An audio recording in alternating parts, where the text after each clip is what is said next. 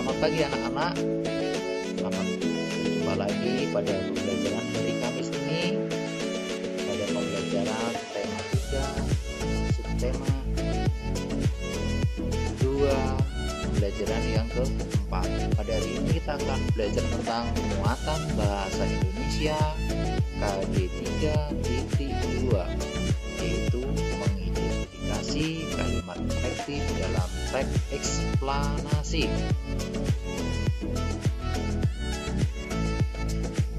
Anak-anakku yang terkasih, kalimat efektif adalah kalimat yang disusun dengan memperhatikan pedoman umum ejaan bahasa Indonesia atau PUEBI. Nah, dalam menuliskan kalimat efektif harus memperhatikan penggunaan kata baku. Nah, ciri-ciri kalimat efektif. Yang pertama, menggunakan kata-kata baku. Nah, coba kalian perhatikan kata yang tidak baku yang sering dijumpai atau diucapkan. Apotik pakai huruf I, izin, mengizinkan pakai J, nasihat, antri pakai huruf I, antri pakai huruf I. Seharusnya kata baku yang harus digunakan atau dituliskan adalah apotek pakai E, izin pakai Z, mengizinkan, nasihat, antre pakai E, mengantre.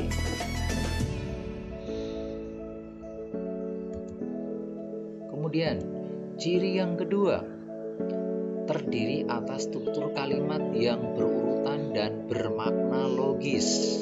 Nah, contohnya nih, ada kalimat adik memberikan banyak permen-permen kepada temannya.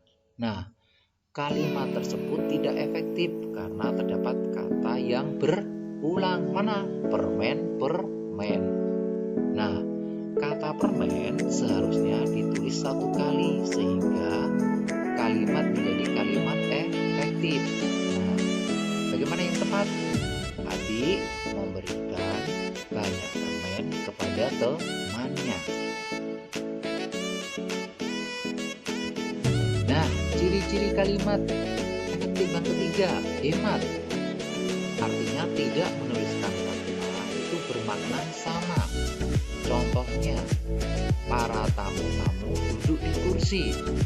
Nah, kata para dan tamu-tamu itu menunjukkan apa arti yang sama, artinya banyak. Nah, kita dapat menghilangkan salah satu menjadi sebuah kalimat yang bagaimana? Misalnya, tamu-tamu duduk di kursi, atau bisa juga para tamu duduk di kursi.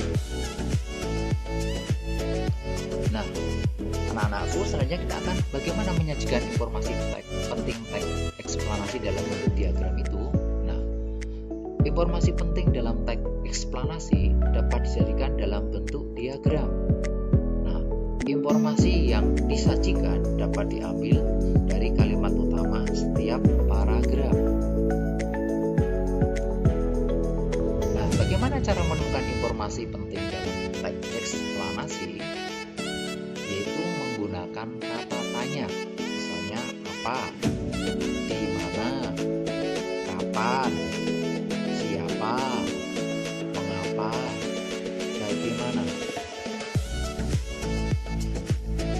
Nah, fungsinya. Nah, Pak Guru mengulangkan materi yang dulu. Fungsinya penggunaan beberapa kata tanya tersebut, misalnya apa, itu untuk menanyakan keadaan atau kegiatan yang berkaitan dengan isi teks. Nah, contohnya, apa itu radio? Nah, kemudian kata tanya siapa untuk menanyakan pelaku atau orang yang terlibat dalam kejadian dalam teks bacaan tadi. Contoh, siapa yang menemukan radio?